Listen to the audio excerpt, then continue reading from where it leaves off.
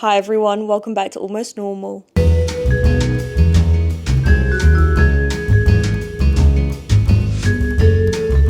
I don't know if anyone recognizes this room, but this is in fact the room I filmed Almost Normal episode 1 in about 6 months ago. I sat here and I did an episode on being sober in my 20s, I think. I did an episode about being sober in your 20s. I sat right here.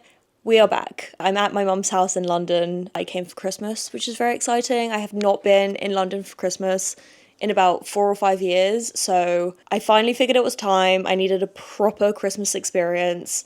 LA does its best. It really does try, but at the end of the day, you are never going to get Christmas vibes like you do in England. Like, they're just immaculate, they're just the best, they're superior. Try and argue with me, I've done them both. I've done LA and I've done London, and I can tell you, London is way better. People care about gifts more. We do big Christmas dinner and invite lots of people over, mince pies, family games, walks in the woods. It's cold. Everyone's at the pub. It's cozy. There's a fire on. Like, it's just the best. It's the best. Like, LA, it gets a little chilly in the winter, but not really. So you put a fire on, but it's going to get pretty hot. I've never seen a mince pie being sold in LA, ever. Not once.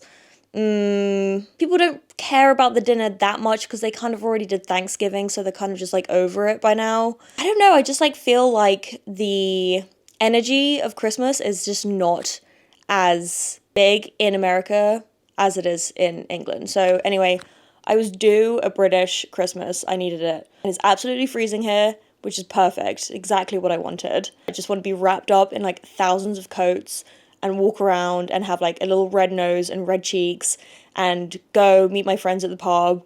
And that is literally all I need. Like, at the end of the day, I'm a very simple person, and that's what makes me happy. And just like being with family, I literally haven't been with all my family for Christmas in like 4 or 5 years. It was worth it. I'm so happy I came. It's currently Boxing Day. We had Christmas yesterday. Boxing Day, by the way, I don't think Americans know what Boxing Day is.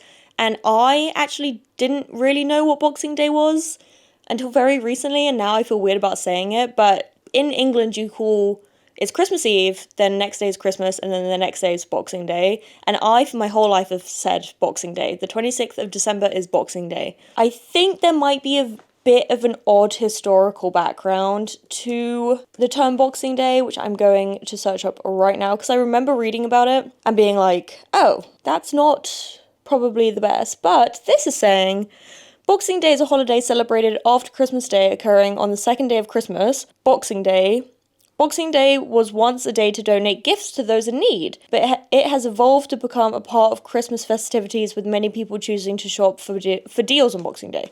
Oh, that's not bad at all. That's actually really nice. Okay, so anyway, today's Boxing Day. If someone else has a different version of where the term Boxing Day came from, let me know, but Americans don't have it. They have no idea what that means. I thought it had a darker origin, but to be honest, it probably does. Let's see. Okay. There are competing theories for the origins of the term. None are definitive. Okay, the European tradition of giving money and other gifts to those in need, or in service positions, has been dated to the Middle Ages. May refer to the alms box placed in the narthex of Christian churches to collect donations for the poor. Okay, so it's basically a time for giving to people in need. See, Americans don't have that, and we do. Okay. Really weird. I do remember it being like dark, and I like had an issue with saying Boxing Day for a while, but I think I've just been completely wrong about that. Anyway, whatever, fuck it, it's Boxing Day. Woke up really late today, went to bed last night at like 3 a.m. because we were playing like family games until literally 3 a.m, which was really fun. We played celebrities, which is when everyone puts in like 5 names of celebrities or like well-known people. You put them in a bowl, you're in teams, you go round each team, someone picks out a name from the bowl, and the first round is you can say whatever you want. You can just like explain who they are. Obviously don't say who they are, but just like use any words, however many words you want, to try and tell your partner who the person is. The next round is you can only say one word. So the same names go around again and you can only say one word. So it's kind of like a memory game. You kind of basically have to remember like what names have already been said, what names were in the circle, what names have already been picked. And then the last round is charades, which is obviously the most fun. No speaking, no noise, just like acting out who the person could be. Anyway, did that till like literally 3 a.m. I think I ended up going to bed at like 3:34 a.m. And I also couldn't sleep because I decided to drink a giant Red Bull at like 6 p.m. I think because of the cooking literally killed me. I was almost asleep and I needed something to like pep me up, but I did not really realize what time it was. So anyway, kind of a late start to the day again today, but basically just went for a walk, got some breakfast, came home. That's pretty much it. Brother's watching the football, probably going to order dinner. I don't know. That's typically what Boxing Day is, for me at least. It's just like relaxing and kind of cleaning up the house after the festivities because like there was a lot of mess. I've been in London for like a week. I had quite an interesting trip to London. Not the best, slightly tumultuous. Wouldn't recommend, wouldn't want to do it again if I had the option, which I probably, can't really choose whether this happens to me or not again, but let's just hope it doesn't. Usually I go to London with my husband. Usually we travel together to London together. It's a kind of a long flight. We like being together. We like doing things together. We usually just go together, whatever. My mum slightly hurt her back. And so I decided to come to London a few days earlier just because he had stuff to do in LA. And I thought it'd be nice if I could like come here, get a Christmas tree, clean the house a bit, get groceries, like figure things out before Christmas because my mum couldn't really do anything to, prepare. So anyway, I was traveling alone. Since getting married, I've become the biggest passenger princess I've ever known, I literally follow my husband around the airport like an absolute puppy dog. I have no idea where I'm going. I don't know what we're doing. Don't know what time the flight is. Don't know what gate we're at. Literally no idea. Don't know when we should get the Uber. I just like wait and see what he says. And I used to be completely fine. So this is just like, happening over time. I'm becoming like more and more reliant on his direction. And I have absolutely no idea like how to look after myself at the airport. So I was a little bit nervous to start with, to be honest, because I have not traveled without him for quite a long time, and especially not like a 10-hour trip. But anyway, Uber drive to the airport, seamless. Checking in the bag, seamless. Security, seamless. Like literally no lines, went through within 30 seconds in each thing. I thought the airport was going to be absolutely packed because it was like 5 days before Christmas and I thought it was going to be absolutely rammed, but there was like hardly anyone at the airport. It was perfect. My flight was at 9 p.m. I like sleeping on the plane. I don't really want to be awake on the plane. So it was just wonderful. It was like it all was going to work out so nicely. I get to the airport like 30 minutes before my flight, or I get into the airport 30 minutes before my flight, I should say. Got a little food, but wasn't at the airport for too long. It was just like everything seemed to work out so nicely. I, as a quite anxious person, don't love any scenario where I have to kind of sit with my thoughts for a long period of time and don't really have anywhere to go to escape them. Not my favorite. Not where I thrive in life, to be honest. So for this particular trip, I was like, I just want to go to sleep. I want to get in my seat. I want to fall asleep and I want to wake up when we're landing. Like, that would be ideal. That's all I want to do. I get on the plane. They're still boarding. I get to my seat and I'm like, you know what? I'm going to take a melatonin. I usually fall asleep before boarding finishes anyway. But I get on the flight, sit on my seat, and I take a melatonin.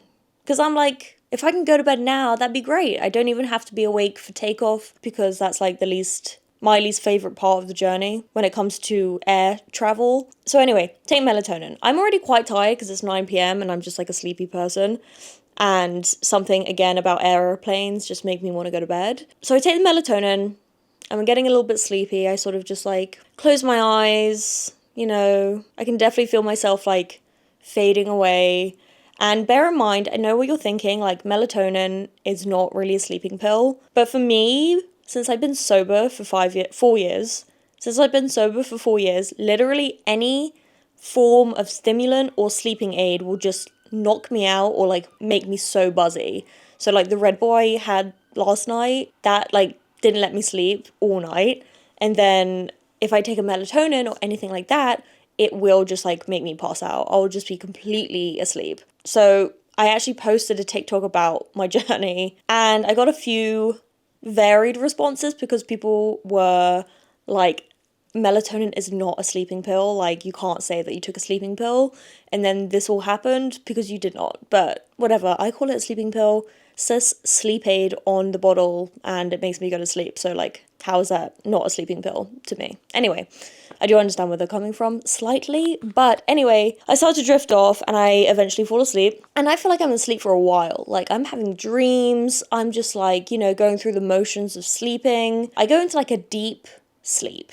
Suddenly I wake up to an announcement that doesn't sound normal. I check my phone. 2 hours has gone by. 2 hours. I've been asleep for 2 hours. I wake up 2 hours later from my little nap. I look around the plane. We are still on the tarmac. We are still sitting at LAX on the tarmac. We have not made any moves. We haven't even moved from when I originally got on the plane. Like, we didn't even taxi. We are just exactly in the same position as we were 2 hours later. I see mechanics running up and down the aisles of the plane, and I'm like, what's going on? What's happening? Like, why have we not gone? I look around, no one seems that concerned, but like maybe everyone was just like trying to keep chill because it was like Christmas travel. Everyone's always a little bit stressed on Christmas travel anyway, so the minute something goes wrong, I think people go into shock. An announcement comes on the plane, it's the pilot, and the pilot says, we've had the mechanics in twice. There's something with the navigation system on the plane that does not work. And so I think we're going to call the mechanics one more time to try and fix it. But he literally said, and I quote, I'm not feeling optimistic about it. And he basically tells us, eventually, we wait an hour after that. And then an hour later, he makes another announcement and he says, okay, everyone has to get off the plane. This flight is cancelled. We are not taking off. We cannot fix the navigation system on the plane. So I have woken up after a 2-hour sleep thinking that we would be in the air on the way to London, when in fact, actually, we had not moved once, and now I'm like being told to get off the plane, and I feel absolutely insane. I'm exhausted. It's now like 12 a.m., and I have to get off the flight. Obviously, there's a huge rush of people getting off the plane and trying to like figure out what's going on. How did they get to London? Do they have to rebook their tickets?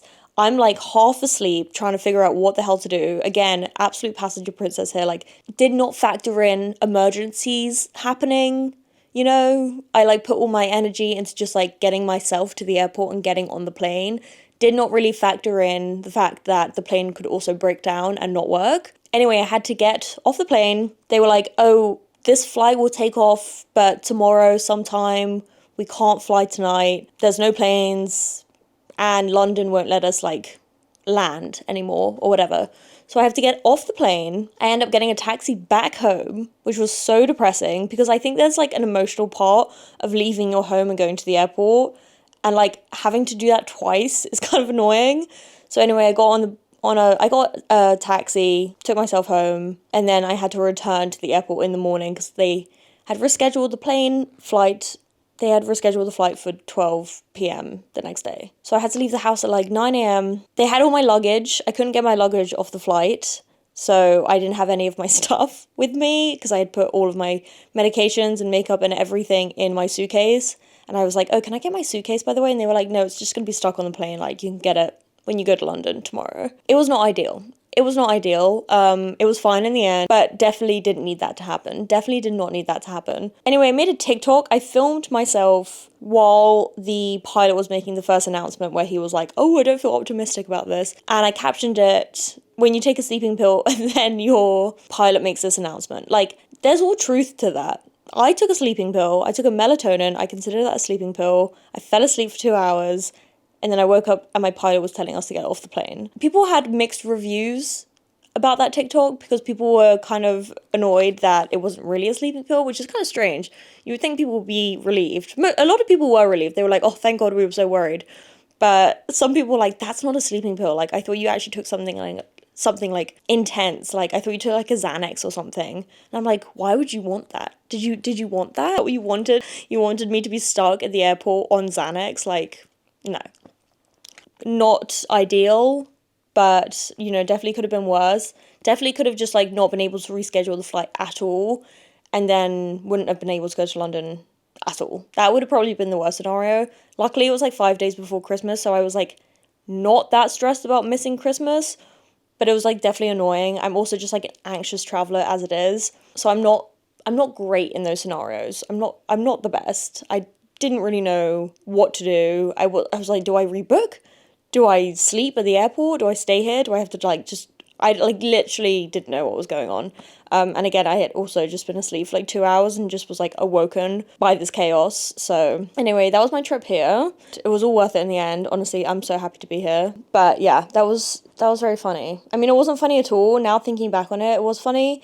And it was AA, American Airlines, which apparently I had a lot of people commenting being like, was this AA? Because this happened to me literally a week ago where they got everyone on the plane and obviously didn't do the proper checks of the plane before and decided to do maintenance checks once we were on the plane, and then we all had to get off. So apparently this is not an uncommon situation. Apparently this has happened before, and it also happened to my mum, like, last year. She got to the airport, that exact same flight, the 9 p.m, and then she called me 3 hours later being like, oh, they cancelled the flight, I'm coming home. Like, I think this is a common occurrence, so American Airlines, like, get your shit together. Seriously, not cool.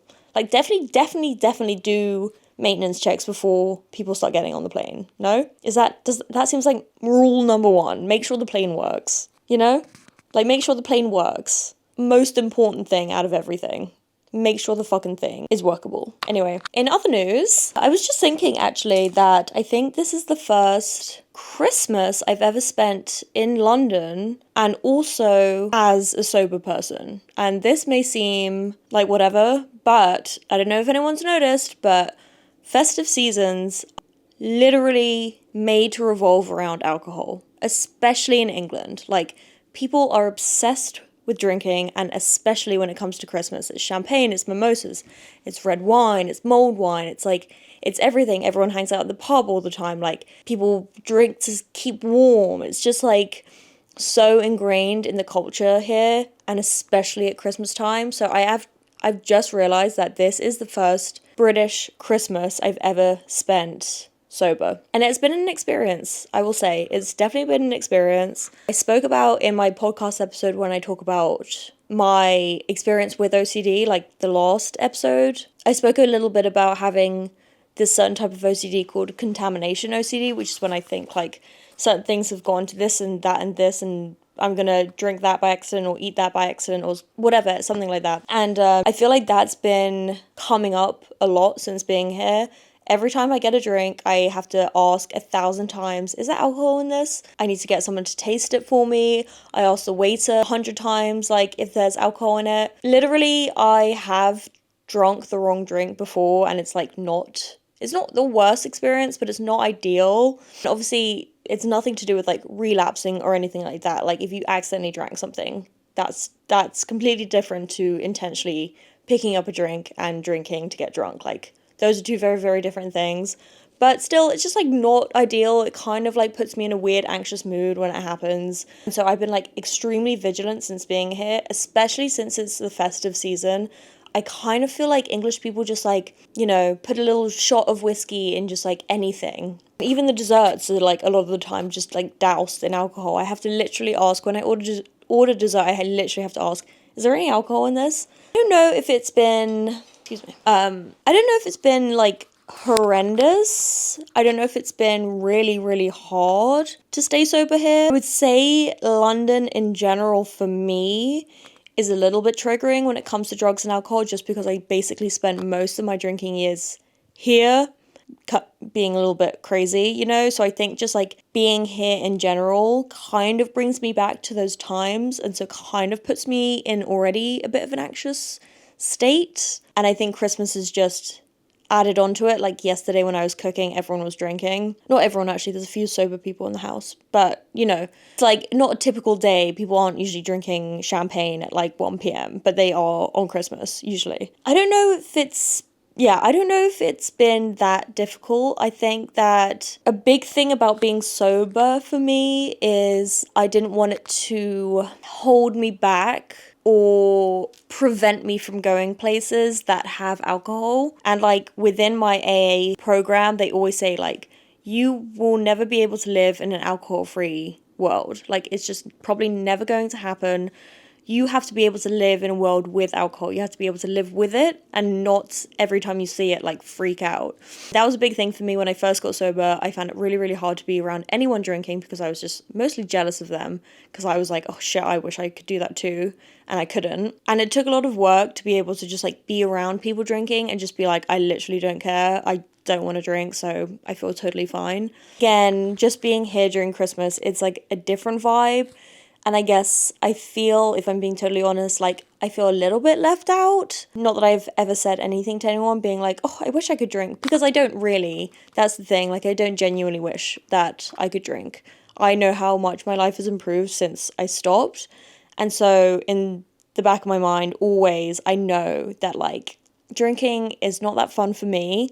It might be fun for other people, but for me, it's, like, not really gonna end up great, you know? So it's just like a weird time to be here, but I'm really happy I am here now, and I'm very happy I came, to be honest, when I got to a point in my sobriety where I just, like, felt a lot more secure. I think if I had come here for Christmas, like, the first year of being sober, or the second even, I think I would have found it much, much harder. I probably wouldn't have gone out as much as I have been, probably wouldn't have been sitting in the pub for as long as I have been this trip. And, you know, so I was kind of sad that I hadn't spent Christmas here for however long I hadn't. But now that I'm thinking about it in those terms, like, it probably is a good thing that I allowed myself to get a little bit more comfortable in my sobriety before I got here for Christmas, because even when I just returned to London on, like, various times of the year, early sobriety, I found it very triggering and hard, and, like, I was just full of anxiety all the time, just because I had done basically all of my drinking here, and it was just, like, all of the memories and everything I had ever done was just, like, coming up to the surface again, and it was just, like, very kind of hard to be here. I made it a point to learn to love where I'm from again, because for a while I really, really hated it. Probably mostly because I just hated who I was when I was living here. That obviously had nothing to do with London, the way I was, because I moved to LA and I remained for a while the same type of person until I finally stopped drinking and doing drugs. But subconsciously, I connected London with me being an active alcoholic. And so I really had to work to learn to love London again, which wasn't the easiest. And to be honest, the first few times I came back here, I just wanted to leave immediately. I also have my, like, sober community and family back in LA, and I don't really have any of that here.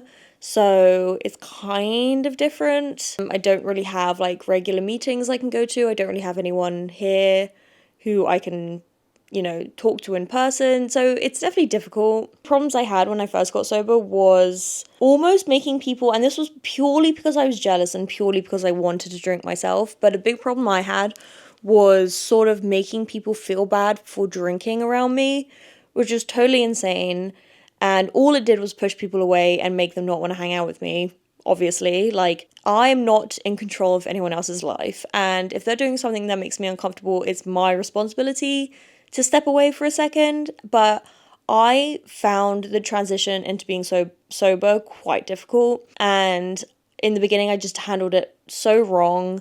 And I just thought everyone should do what I wanted because I'm the one that's getting sober. I'm the sick one. I'm the one that's making big changes. Like, why can't everyone around me respect that and, like, not drink in front of me or not do drugs in front of me? Like, is that so much to ask? But honestly, yes, it is. You can't control other people. You cannot make people feel bad for just living their life. Like, just because I decided to get sober does not mean everyone else has to around me as well. People don't live my life. They all live their own.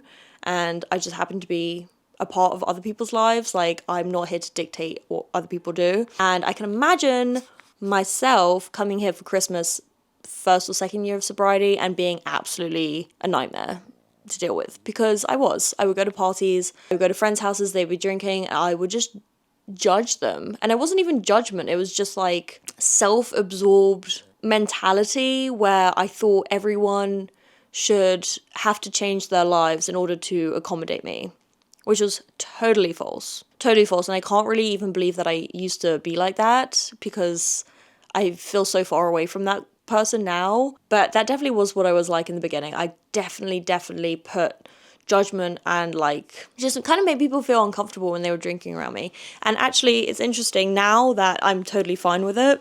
I like couldn't care less, like drink as much as you want around me. If I feel uncomfortable, I'll leave. Like, doesn't matter to me at all. And weirdly now that I have that mindset, I'm asked a lot by other people whether they are okay. It's okay if they drink with me or in front of me. Like, always the answer is yes. Like, literally don't care. Do what you want. Like, doesn't affect me at all. It's your life. We're at the pub. You enjoy yourself. You know, if I feel bad, I'll leave. And that's like a really, really liberating place to be, honestly, because trying to control other people's actions is incredibly, basically impossible and shouldn't be done. And even if people do as you say, like, they're probably not going to do it the way you want if you're really in that like strong controlling mindset. So I have to say I am pretty happy that I have been sober for a while now before coming here for Christmas, because I think I would have been a nightmare if I had come here a few years prior. I think I would have been difficult. And also when I was like that, I would annoy myself, you know. It was like annoying to me when I acted like that, you know, when I was like, oh, you having like another drink? Or like, oh, I kind of want to go home. Can you come home with me? Like, I just don't really want to be in this like environment. Like, while other people were having a good time, I'm like trying to make them leave. And I like really bothered myself when I was like that. So I can only imagine how annoying I was to other people. But yeah, I think that, I don't know, that was just like a very long way of me explaining that this is my first time being in London for Christmas as a sober person. And so far so good, honestly. Like, no problems, literally none. Maybe 1 or 2 moments where I'm at the pub and I'm like, ooh, kind of would be nice to have a glass of wine or a mulled wine or something, but those thoughts are just quickly dissipate in my mind, to be honest. There's so many other things to think about at the moment for me, so yeah. But that was just like a thought that came into my mind. I was like, oh shit, I haven't been here since I've been sober. For Christmas. I keep saying for Christmas, but it's like, you know, it's a different time. It's a different time than like coming in summer or something like that. There's also less to do, you know, it is cold here. Probably a lot of the reason why people drink so much in London, they probably just like want to stay warm. They want to go in a pub where there's a fire and like drink a beer and just like, you know, get that booze blanket on. Totally understandable. Like, that's definitely what I was like when I was a kid. I mean, I drank in the summer too, but I do definitely get the appeal extra of like drinking during the winter months. Also, it's like slightly depressing here. You know, if I could say that, in the winter time, during the day, it's pretty much grey 24/7, which is kind of why I prefer nighttime, honestly, because you can't really tell like what the weather's doing right now. It's just pitch black outside, even though it's only 6:45, which is, you know, well, that's just London, you know, that is just London. But yeah, anyway, this was like a little bit of a short-lived episode, but just chilling, you know. I don't really have much to report. I'm just trying to spend time with my family. Being sober has allowed me to do that, which I really appreciate, you know. And yeah, I've just, you know, I've been sitting around, I've been watching movies, I've been eating, I've been opening presents, I've been buying a lot of shit for people. This is kind of all I've been doing, honestly. Waking up late, being cozy, basically wearing the same outfit every day. That's pretty much it. Hanging out with the animals. Really nothing very interesting to report, you know. But I think I'll be here for like a week more, and then I'm going to go back to LA, and then I have school again, which I'm nervous about for some reason, because it's my third to last semester. So it's all becoming a little bit real for me, but I am excited to go back, honestly. I've learned this about myself. I'm not someone who can just sit and relax for very long. I get very antsy. Very, very antsy. I do need something to do. I do need some project to work on. I just find it very, very hard to just like relax for more than a few days. So I would say I'm getting a bit antsy already. Christmas has helped just because I had like a lot of grocery shopping to do, a lot of cooking to do, a lot of present buying to do, a lot of wrapping to do. I did a lot of cleaning around the house. There was a lot of clutter. I like organized some stuff. So I would say in the beginning of the trip, I've kind of been busy, so slightly distracted from the fact that I'm not working on a project right now. But now that it's all kind of like done, I just feel myself getting a little bit like antsy. Just last thing, I bought this book the other day, Women Living Deliciously, and I've just started it. But I want to talk about it in the next episode maybe, because it's absolutely amazing. And she literally just touches on so much stuff that I feel when it comes to body image and just like feeling a lot of judgment from the outside world and stuff. It's just awesome. She also wrote this book called Women Don't Owe You Pretty, which I bought and didn't read for some reason, but I have been reading this one and it's excellent. So maybe next podcast episode we will discuss this a bit. Yeah, because I'm just, I'm just here. I'm just in London. I'm just spending time with family. I don't really have crazy things to talk about. But when I get back to LA, that will change. Hopefully. I love you guys so much. I'm gonna go probably watch a movie now, have a cup of tea, and go to bed. Yeah, have some dinner. Actually, it's only 6:45. I'm not going to bed soon. But I am gonna go and just watch a movie or something. I love you guys again. Sorry, it was a little bit of a short podcast today, but more to come. But I love you. And if you haven't subscribed, please make sure you subscribe. It's super helpful to me, and you can see every time I post anything. So yeah. All right, guys, I love you very much, and I'll see you next time. Okay. Merry Christmas. Bye.